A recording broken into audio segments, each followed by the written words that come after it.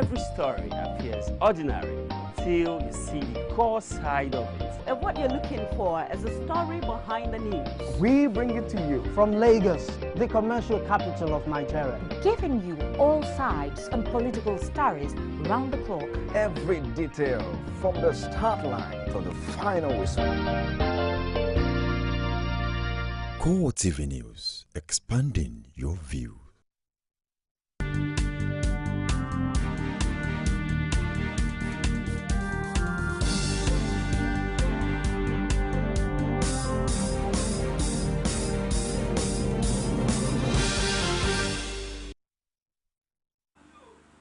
Hello, good evening, and thank you for joining us on CoreTV Primetime News. I am Frank Homalape. Our top stories tonight. President Muhammadu Buhari spends first working day at the Defense House in Abuja.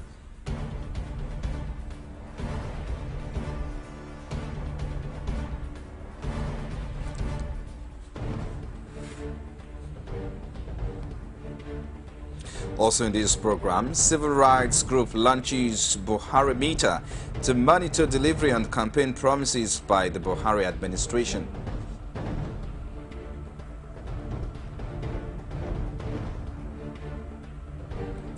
And police in Imo State arrest 62 alleged members of the movement for the actualization of the sovereign state of Biafra.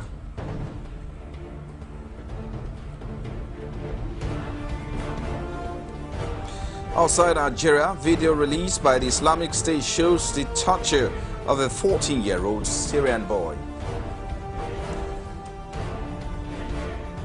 Thank you for joining us tonight. President Muhammadu Buhari on Monday spent his working day in the Sadu operating from Defense House in Maitama, Abuja. This according to one of the newly appointed presidential spokesmen, Garba Shehu, is as a result of ongoing renovation works at the presidential villa. Vice President Yemi Osinbajo also reported for duty at the fortified complex where the president has continued to receive visitors. It's the first working day since the presidential inauguration. But rather than moved into the State House, President Muhammadu Buhari is still operating at Defense House. So why is the president working from here after being sworn in? The place is being cleaned up for his occupation. So how long is this going to take? No, the contractors probably are working at their own pace. If I need to know, if you need to know this, I probably would have to talk to someone.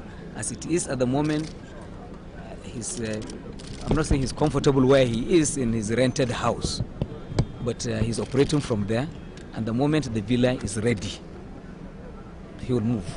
Vice President Yemi Osinbajo was also seen at the Defense House, which also signifies his first day at work. The president was busy at his desk for most parts of the day, but he took out time to receive Niger State Governor Abubakar Sani Bello and former Kano State Governor Rabiu Kwankwaso. Once our Minister of swings into action, we intend to promote a lot of investments within the state, especially in the agricultural sector. And once those industries come upstream, then I believe the idea will improve. We know there are some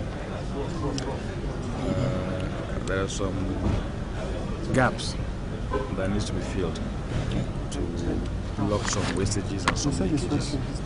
So we're still studying the situation, and hopefully in the next few days we'll have a solution. I am one of those who believe that there is need for government at this level to handle the issues very cautiously and very carefully. And I can say that so far so good. This is the first working day. He was sworn in on Friday, Saturday, Sunday. Today is Monday. And I'm sure you know that a lot of actions have been taken so far, even in the area of appointments. President Buhari is meanwhile set for his first trip outside the country. He is due to travel to Niger and Chad on Wednesday to discuss issues related to Boko Haram insurgency in the country. Pius Samuel, CoreTV News, Abuja. Meanwhile, President Muhammad Buhari has been asked to address issues regarding the Niger Delta differently from his predecessors. A stakeholder in the oil and gas sector, Alfred Okoigu, said this in a chat with newsmen on the sidelines of an inauguration gala night organized for Buhari.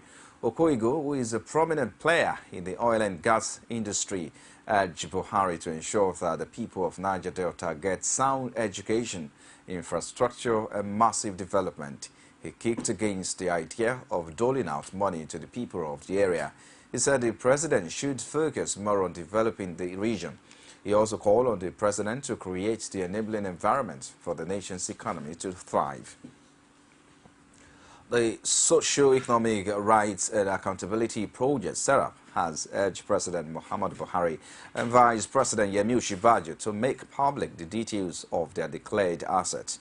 The group made the request in a statement issued by Adetokunbo Mumuni, its executive director in Lagos.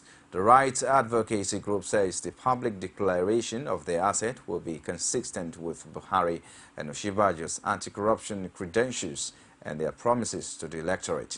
It claims the request followed the declaration of asset last week by the president and his vice to the Code of Conduct Bureau as required by the Constitution. Sarah recalls that the president said before the election that he would publicly declare his assets and liabilities and encourage all his appointees to publicly declare their assets and liabilities as a precondition for appointment. According to the body, public disclosure of assets will give the general public a true picture of Buhari and Osinbajo's assets and will send a powerful message that it is not going to be a business as usual with this government. He said the move will follow the best practices as laid down by late President Umaru Yar'Adua and boost government fight against corruption and impunity of the perpetrators. The group then called for amendment in the laws relating to declaration of assets to include the requirement of public disclosure to ensure it is in line with international standards such as the UN Convention Against Corruption. A civil rights group, Center for Democracy and Development, CDD, has launched a parameter to monitor the performance of President Muhammad Buhari against the backdrop of his campaign promises. The group explained at a press briefing in Abuja that a two-tagged Buhari meter will afford Nigerians an opportunity to take active part in governance. It argued that the president must ensure a commitment towards fulfilling his promises. A correspondent, Basi Aye, reports that Buhari meter is a three-pronged approach for the public to keep the government on its toes. We'll bring you that report in our subsequent bulletins. And now the Nigerian President Muhammad Buhari is set to embark on his first trip outside the country since his inauguration on May the 29th, 2015. He is visiting the President of Chad and Niger Republic and West State to discuss security matters. The visit is not unexpected considering President Buhari's emphatic declaration to fight insurgency in his inaugural speech at the swearing-in held at the Eagle Square in Abuja, the national capital city. President Buhari had expressed his readiness to tackle the enormous challenges facing the oil-rich nation, one of which is insecurity, owing majorly to the activities of the terrorist group Boko Haram. He referred to Boko Haram's insurgency as the most immediate challenge he wants to tackle. It is believed that his trip is to enable the Nigerian president to further discuss with the country's neighbors on how to camp the dreaded sect, having acknowledged the support of their government and thanked them for their cooperation with Nigeria in the fight against the militants. As the 7th Assembly winds up in a matter of days, the lobby for senators-elect becoming the Senate president is reaching its height as the supporters of Bukola Saraki resort to prayers. This, according to them, is expedient in bringing the dream to reality with the full backing of the state APC. Our correspondent Rashid has details. Ilorin, the Kwara State capital, is known for its depth in Islamic religion. But for the sake of Saraki's Senate presidency, interdenominational prayers are held to actualize this aim. The participants say, aside prayers, Saraki is the best candidate for the job. He is one of the major midwives for the APC coming to life.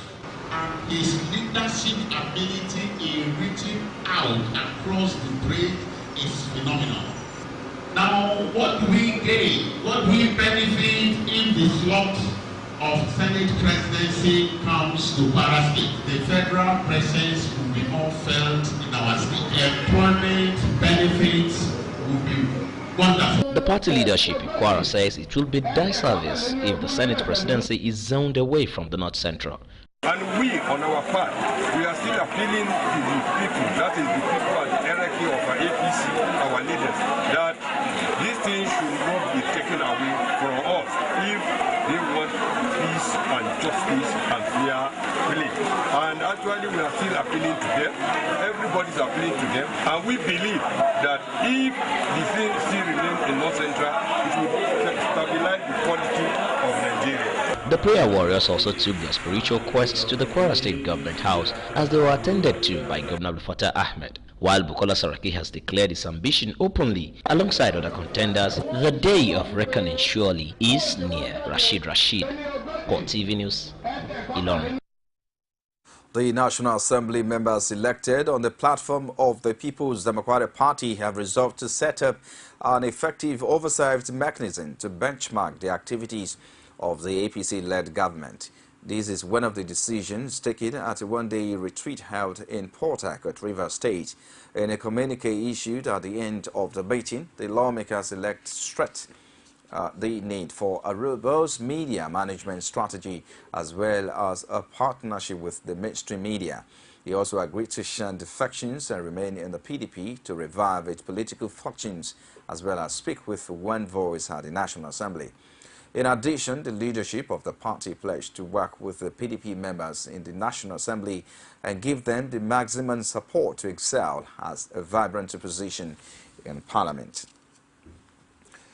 The Igbo community in Lagos has been charged to play a more supportive role in the Ambode-led administration and desist from political games that yields nothing positive.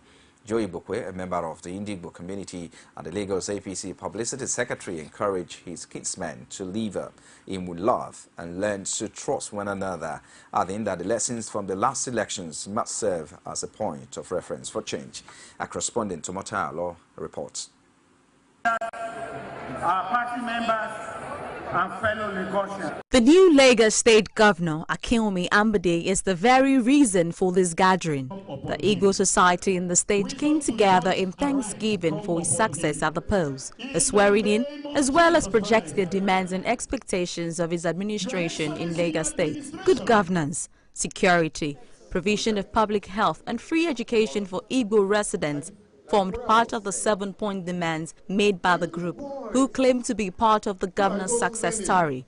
Addressing the gathering, the Lagos APC Publicity Secretary Joe Igbokwe charged his kinsmen to peddle less on self-interest and cooperate with the current state government in order to achieve something tangible for the Indigo society. Do your business and obey the laws of the land and thrive and excel. For these older prominent Igbo residents in Lagos, the Indigo community is prepared to coexist peacefully with all the tribes in the state as they charge their members to imbibe a culture of caring for a fellow Igbo man as it is in all the tribes. We are a strong people, but we must learn to humbly relate with our brothers. But to our leaders, there must be a commitment to the Igbo interest. First, it should be about our people, because if you stand alone, when mischief comes, it will blow you away. But if you stand with your people, when mischief comes, your people will defend you. Let him continue what the other governor who has just left now has started, and then make sure that some basic areas where the Igbos are in majority, those areas are taken care of, like issue of developing the roads and then putting basic infrastructures in this environment. According to Nnoma Indigo Oluremi Dangaji, who claimed to be of a multi-tribe, but especially a Lagosian, the Igbos deserve to be given more consideration in the affairs of the state, adding that they are fully committed to supporting Ambode. The Eze Indigbo, the Oba of Lagos, is going to work as a team. They both work as a team to bring the glory of Lagos up. The event was hinged on refocusing and setting out a path of direction to be followed by the Igbo community, who resolved to be recognized as one body. Omotayo Alo, CoreTV News, Lagos. You're watching the CoreTV Primetime News. After the break, the Northeast Youth Initiative Forum wants the position of Nigeria Senate President zoned to the Northeast. Find out why after this short break. Join us again. Women share the most amazing thoughts on national issues, and they do it passionately. For most men that are educated, that are exposed, will see nothing to it. The population and the level of poverty made me cry. No infrastructural development whatsoever. And you tell me Lagos is working? That was an accident. And it was a one-off thing. Other than that, there has never been any situation in Nigeria where a Nigerian attacked anybody just because of where they came from. Sharing the adorable word of women in politics every week, only on CoreTV News. You've been watching CoreTV Primetime News live from our Lagos studio. A quick reminder of our top stories now. President Muhammad Buhari spends first working day at the Defense House in Abuja.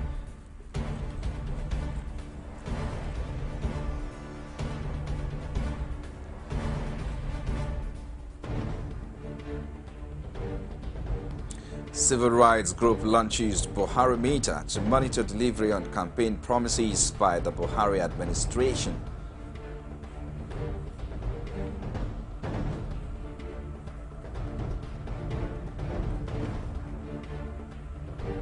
And police in Imo State arrest 62 alleged members of the movement for the actualization of the sovereign state of Biafra.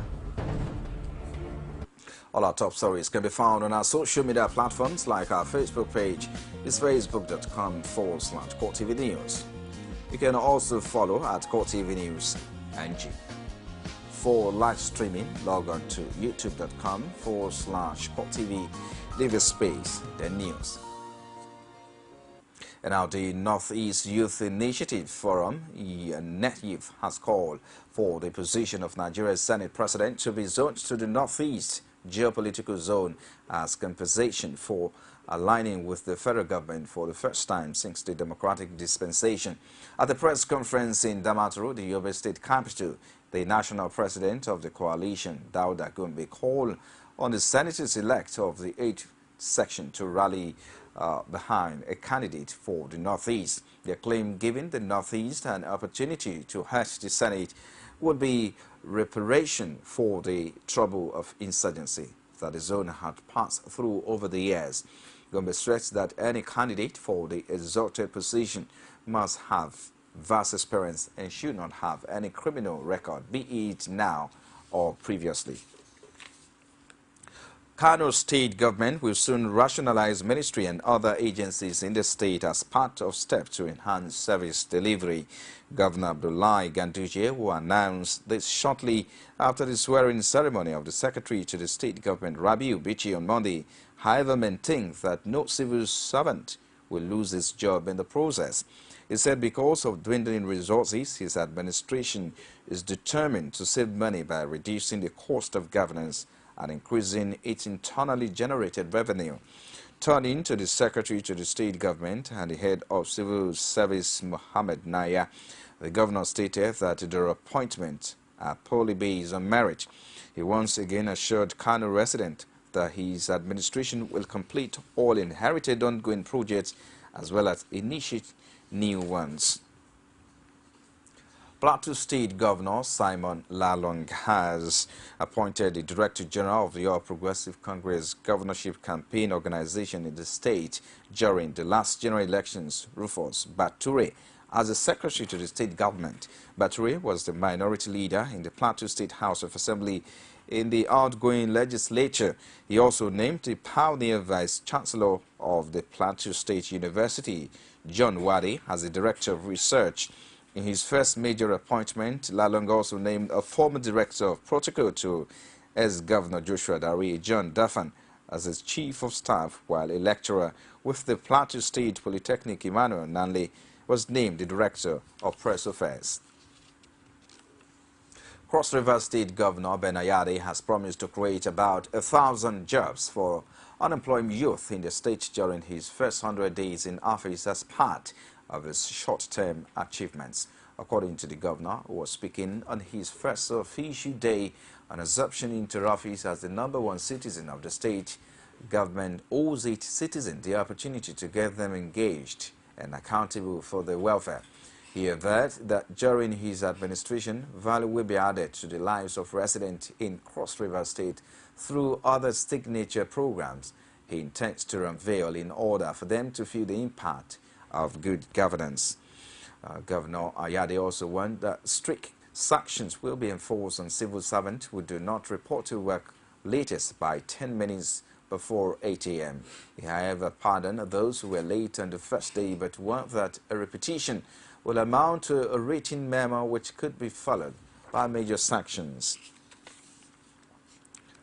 On his first working day in office as the news-winning governor of Ogun State, Ibikunle Amosu inspected the guard of honor before being taken around the facilities in the state secretariat by the head of service, Modukpe Adekunle. After the conduct, the governor advised the workers to resume work early to avoid being sanctioned by head of service. He also promised to continue the good work he has been doing and complete all roads and schools. And now the youth wing of the Ohanese Indigbo, the Ohanese Youth Council, has said it has compiled the names of all corrupt politicians and looters of public treasury in the southeast for onward transmission to President Muhammad Buhari. This was disclosed in a statement made available in Enugu by the national president of the Ohanese Youth Council, Mazi Okechukwu Izeguzoro. The concerned corrupt politicians and looters of public treasury were not named in the statement, but the Ohanese Youth Wing described the list as very comprehensive. They urged similar groups in other geopolitical zones to follow suit by all forwarding names of corrupt politicians and looters in the state. With the tension still pervasive in Ekiti State over the rumored coming of the 19 APC lawmakers to come into the state and the ongoing blockades erected by loyalists of the governor, Ayodele Fauci, statewide, and the disagreement over the payment of the salaries and allowances of the legislators. The governor, Ayodele Fauci, has been speaking to the press over the matter. The governor disclosed his surprise at the action of the lawmakers and added that he has paid their salaries as part of the peace accord signed in Akure, the Ondo State capital. He advised the lawmakers to stop using the name of the party's national leader, Bola Tinubu, and President Muhammad Buhari to foment trouble in Ekiti State. To my greatest surprise, they signed for the checks. The checks were signed for by them. 19 of them, you see it very well. The checks were signed for by them. And at the end of the day, in the ledger of the Ministry of Finance, it was signed for. And you see the reason why they when we finished the meeting, they didn't want us to discuss this issue of money in the public because they don't want their leaders to know. That was their position. I don't want them to be dropping the name of the president and the name of Asiwaju Ahmed Bola Tinubu, claiming that they're the people funding and backing them against illegality. So I want to raise this for the public to know. Although the lawmakers were unavailable for immediate comment, the press statement issued earlier by them contradicts the statement of the governor. Away from there now, the Ondo State 7th Assembly has been dissolved by its Speaker, Jumoke Akindele. Reports say Akindele dissolved the 2011-2015 legislature after a valedictory sitting of the House in Akure. Akindele says the 7th Assembly had not only seen but conquered and scored the Assembly high in terms of performance. The Deputy Speaker, Dari Emiola Akoko Southwest, claims it was a rare privilege and honor to have served in the Assembly. The The majority leader, Ifedayo Akisoyinu, Oduwes 2, says the House moved 57 motions and passed 19 bills. And our Imo State Command has announced the arrest of 62 alleged members of the Movement for the Actualization of Sovereign States of Biafra, MASOB, who stormed the state and were going about in a manner capable of disrupting public peace and order. Correspondent Ajibade Aufeso, who was at the briefing address by the State Police Commissioner Austin Evakaboko, has more in this report. While speaking to newsmen at the Imo State Police Headquarters, Commissioner of Police for the state, Austin Avakavokom, said the MASOB members who stormed the state last Saturday did not conduct themselves in a lawful manner. He added that they were parading the state in such a manner that would have precipitated a crisis without the intervention of his men. What they are doing is subversion, is very subversive. And the security agency cannot close their eyes and see such things. So that is the issue. The Commissioner of Police also added that following the police intervention, 62 MASOB members have been arrested. He said the 62 have been taken to court for declaring a republic within an already existing republic. We should not register wrongs of the past. Rather, we should look forward to the unity of this country. So such movements should not be encouraged and can never be encouraged. So we are here to protect the unity of this country. We don't have any other country than this, and this we must guard it. Allegedly found on the arrested MASOB members were Biafra uniforms, flags and ID cards. Ajibade Awofeso, CoreTV News, Owerri. Meanwhile, the Cross River State Command of the Nigerian Security and Civil Defense Corps says he has arrested 5 suspected transformer vendors in the state from January 2015 to date. The State Command of NSEDC Benito Eze, who disclosed this in an interview in Calabar, said the arrests were made possible following the deployment of personnel across the state to safeguard all public infrastructures. According to him, the command has spread its dragnet across the state, adding that the initiative has yielded positive results. He said that the suspects were facing trial and would be charged to court appropriately. The commandant appealed to the public to always avail the command with timely and useful information that will help them curb illegalities in the state. The Chief Judge of Nasarawa State, Justice Sulaiman Diko, has pardoned 16 inmates awaiting trial in Lafia Prison. Dike pardoned the inmate in Lafia Prison during a 4-day tour of the prisons across the state. A report said out of the 16 inmates released, 12 were released outrightly, while 4 were granted bail on self-recognition. The inmates released Muhammad Saleh, Maman Adamu, David Danjuma, Abdullahi Inusa, Adamu Zakari, Husseini Saidu, Ruwa Aomaro, Mustafa Baker, Jibrin Ismaila, Emmanuel Rabo, Sunday James, and Nathaniel Abi. Those granted bail on self-recognition include Musa Halidu, Yakubu Musa, Yusuf Haruna, and Aliyu Yusuf. The Chief Judge says the visit was part of his duties aimed at decongesting the prisons in the state and to ensure justice to inmates who were wrongly detained. He therefore advised them to desist from committing any crime that will make them come back to the prison. Diko also urged them to exhibit good character that will make them acceptable in the society.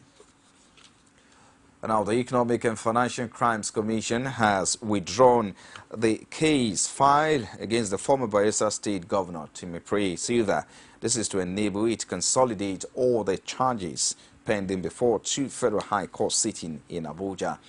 When the matter came up for hearing, the prosecution counsel Peter Nanadi informed the court of an instruction from the Department of Public Prosecution to withdraw the case. Defense counsel Israel Olorundare did not object to the application but asked the court to order that the international passport of his client seized by EFCC be returned back to him. In a ruling, the trial judge Justice Evochukwu granted the application and subsequently dismissed the suit in the charge, which was withdrawn on Monday. Silva was accused of converting 2 billion naira worth of properties and resources belonging to Bayelsa State between 2009-2010. The second suit is a 42-count charge, one involving 192 billion naira, which the former governor was alleged to have moved from Bayelsa State coffers between 2009 and 2012 under the false pretenses. The Central Bank of Nigeria on Monday says it has dismissed or suspended some of its 6 officials that were involved in the 8 billion naira currency fraud in some of its branches. The APS Bank, in a statement in Abuja by the Director of Corporate Communications Department, Ibrahim Mozo, stated that some of the middle-level officers among the accused had been summarily dismissed or placed on indefinite suspension depending on gravity of their offense. The bank added that following the incident, a nationwide audit of all 37 branches of the CBN was conducted, noting that the outcome of the investigation showed that this was an isolated scheme at the Ibadan branch. He said it will continue to collaborate with the EFCC to ensure that the affected CBN staff as well as the accomplices in some commercial banks were brought to justice. The FCC explained that 5 top officials of the CBN and 16 others were to be arraigned for alleged complicity in an 8 billion naira currency fraud on Tuesday. The president of the African Development Bank, Akinwumi Adesina, has rolled out programs that will pull the continent out of poverty and war. This is said on assumption of his new office. The president of the African Development Bank, who was in Abeokuta, the Ogun State capital, on a thank-you visit to the state for his support, says he will work to create value African farmers. The governor, Ibikunle Amoso, in his response, wished the newly elected African Development Bank president and the best in his assignment. A great job in your second term. And as God ways of God, that poverty will not be the competitive advantage of Africa. That we will work very hard to develop programs that will end poverty on this continent and that will lead people out of it and create opportunities for shared prosperity all across our continent. Obviously, I think critical issues of infrastructure will be important. Energy for all is going to be important. Electricity is going to be important. Very critical to build private sector, to create wealth all across our continent, but also to make sure that we are able to create jobs, for hundreds of millions of our people, instead of people going across the Sahara Desert or Mediterranean to go to Europe. We want to create jobs on this continent. I'm very confident that we can do that. But also, I believe that we must revive our rural economies and lift hundreds of our poor people that depend on agriculture out of poverty. And so getting agriculture to work as a business is going to be a big one that we are going to do for inclusive growth, but also regional integration. So my dream ambition for Africa is an Africa that is growing well, that has a lot of shared prosperity. An Africa where you have a lot of peace, stability, and security. But one we also are regionally integrated among ourselves, but also globally competitive in what we do. And Africa, now that he will be representing all of us, the head office in Abidjan is now the new president, the new chairman, the new everything of African Development Bank. Dr. Akinwumi Adesina, you made us proud. We are happy that this is coming at this time. Indeed, the way they structured the thing is for the same day, really. I think 28, back to 29. So your tenure will be the reference point, really. That's our prayer. It will not just be, it will be that during the tenure of Dr. Adesina, who will redefine the entire landscape of African development positively. That is our prayer. And I don't have any doubt that he will do that. We did well when you served the nation. And I'm sure now that we are serving the entire continent and even beyond, we will do even better. You're still watching CoreTV Primetime News. We'll take another break now. We'll be back with business, sports, and other stories outside Nigeria. Stay with us. Every day of the week will bring to you divergent views on news making the headline. If people who commit crime are being rewarded with national honors, with national appointments, then where are we going in this country? It's not about whether it was Jonathan or whether you are going to have a Buhari. It's the kind of political structure we run. Sometimes it gets confrontational. We are talking about a Buhari who at 41 became head of state. The man did not exhibit the attribute of somebody that is strong intellectually. So, comrade, you're saying if you become governor, you're going to bring back Okada? Of course. You will bring back the market women on the streets? Excuse me, don't put words into my mouth. On Core Digest, we bring all of this to the court of public opinion, where you are the judge.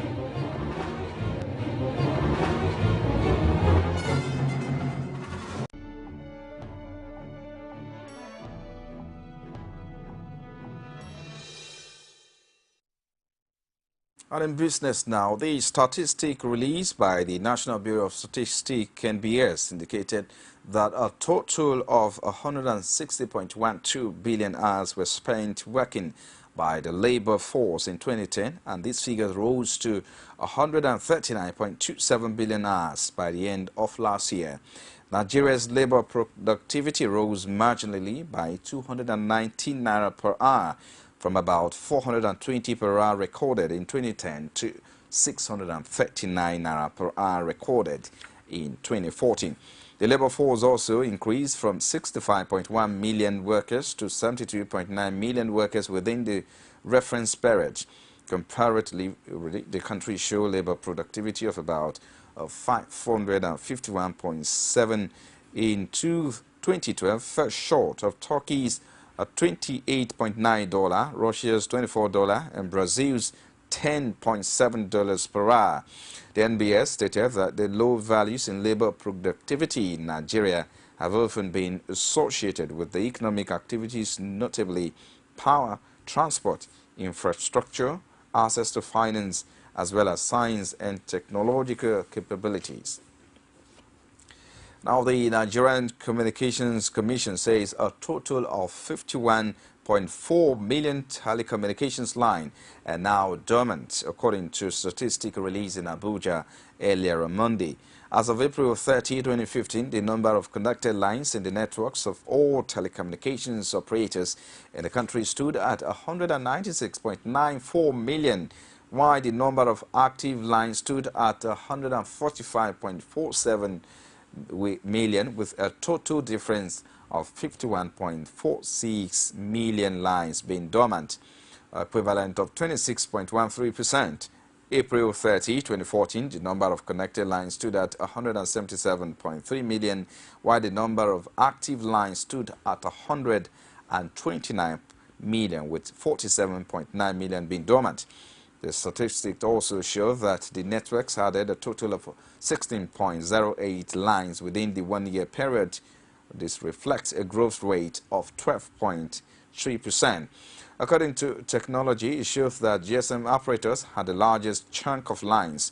A number of reasons accounted for the high rate of inactivity in lines, and these include the port services, which made when a switch to another service provider, high rates of promotions targeted and attracting new subscribers, among others. And now to forest markets now. Today, the Naira traded at 217 Naira to a dollar, with a 0.46% price improvement compared to the 218 to a dollar it traded before the Democracy Day holiday. The black market today witnessed low demand levels as market activity is currently at low ebb. Official CBN dollar rate remains at 197 Naira to dollar. Brent crude price was at $65 per barrel as at 10:30 a.m., while the crude traded at about $60.17 per barrel as early in the morning. Let's now join Sabena Izoku for stock market report. Over to you, Sabena. CoreTV News Stock Market Report. Hello there and welcome to the Stock Market Report segment with me, Sabena Izuku. The equities transaction on the floor of the Nigeria Stock Exchange ended on a negative note today as the Nigerian All Shares Index depreciated by 0.77% to close at 34,044.65 basis points.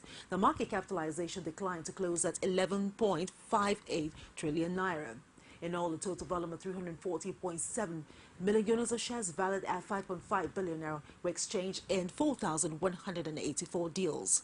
And on the gainer side, Seplat topped the chart to close at 345 naira with a price difference of 7 naira, followed by Guinness, PZ Custom, United Africa Company of Nigeria, and Mobi Oil. And on the flip side, Total topped the chart, followed by 40 Oil, Nigerian Breweries, Flour Mill, and Presco. And for the top traders side, Zenith Bank topped the chart, followed by Diamond Bank, United Bank for Africa, Access Bank, and Guarantee Trust Bank. Just before we wrap up the stock market report, here's a currency trade for today. I am Sabana Soku.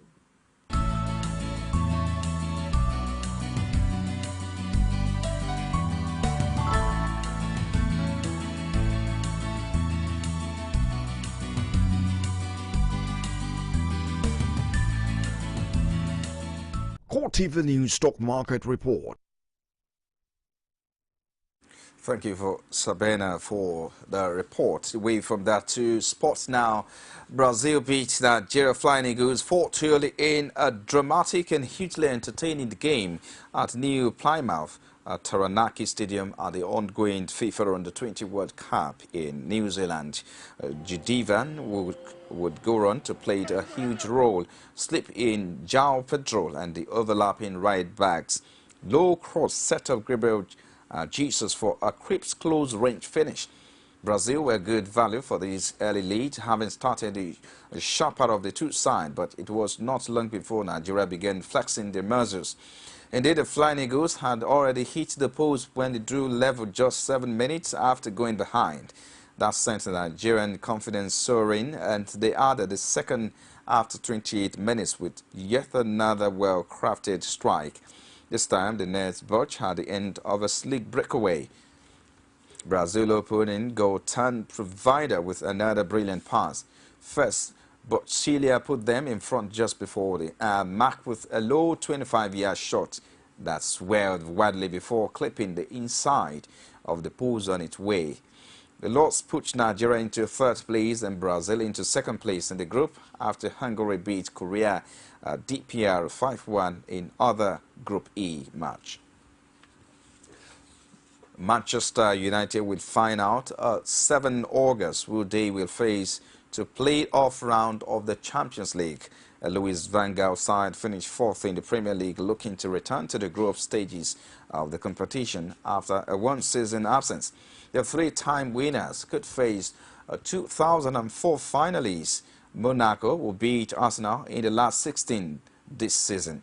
The Red Devils could also come up against other unseeded teams such as Lazio or Sporting Lisbon, Anderlecht, CSK Moscow, Fenerbahce, Panathinaikos Rapid Vienna, Sparta Prague, and Young Boys make up the rest of the possible opponents. United missed out on playing in the tournament during the 2014-2015 season after finishing 7th under David Moyes in his sole season as manager. Under 6 Sir Alex Ferguson, they appeared in Europe's elite competition for 18 consecutive campaigns between 1996 and 2014. The last time they played in a qualifier was 10 years ago, overcoming Hungarian side to advance. And now Roger Federer reached the French Open quarter-finals after completing a comfortable win over Gael Monfils. This week's 33 won 6-3, 4-6, 6-4, 6-1 to set up a last 8 tie, where compatriot and Davis captain met Stan Wawrinka.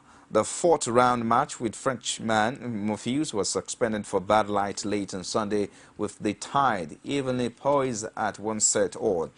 But 2009 champion Federer needed only about an hour to finish off 13th seed Monfils. When the players resumed on Monday, Monfils, a semi-finalist in 2008, was nowhere near his best, slipping to to a breakdown in the first game of both sets.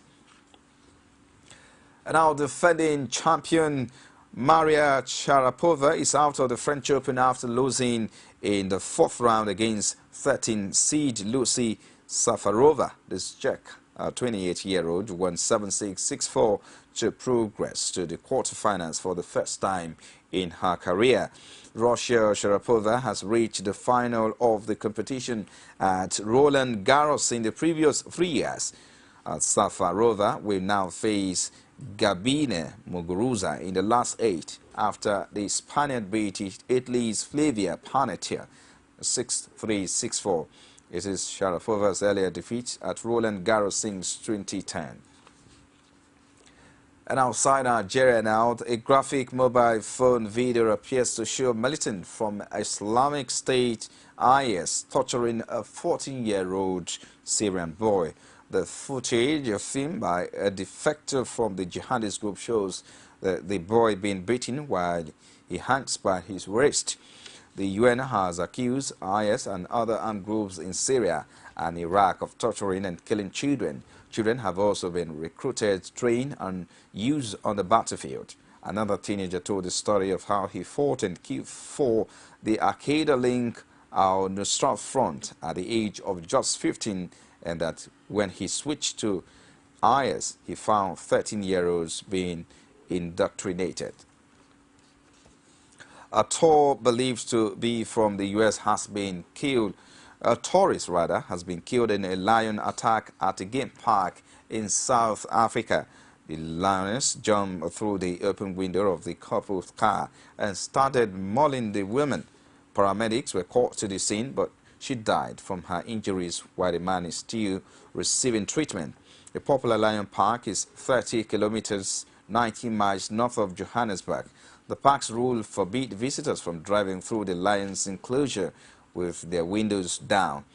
The park rangers chased the lioness away after the attack, and it is not clear whether the animal will now have to be put down. Local media are reporting that the woman's death marks the third incident in the past 4 months at the park. And now the legal authority for U.S. spy agencies to collect Americans' phone data has expired after the Senate failed to reach a deal. Republican President hopeful Rand Paul blocked a Patriot Act extension and it lapsed at midnight. However, the Senate did vote to advance the White House-backed Freedom Act, so a new form of data collection is likely to be approved in the coming days. The Freedom Act imposes more controls after revelations by Edward Snowden, the former National Security Agency contractor, first exposed the extent of the data collection in 2013. The White House described the expiry of the deadline as an irresponsible lapse by the Senate.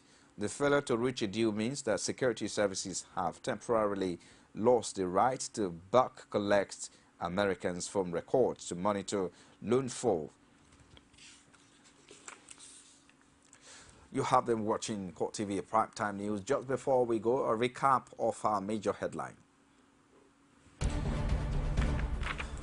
We told you that President Muhammadu Buhari spends first working day at the Defense House in Abuja.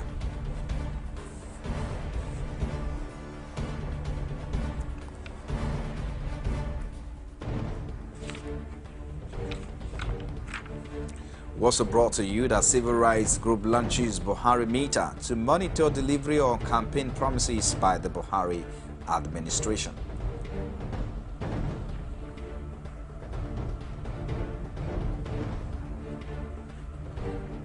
And finally tonight, police in Imo State arrest 62 alleged members of the movement for the actualization of the sovereign state of Biafra. Well, and that's it tonight. Many thanks for watching. On behalf of the entire news crew, I am Frank Omalape. Have a splendid night rest.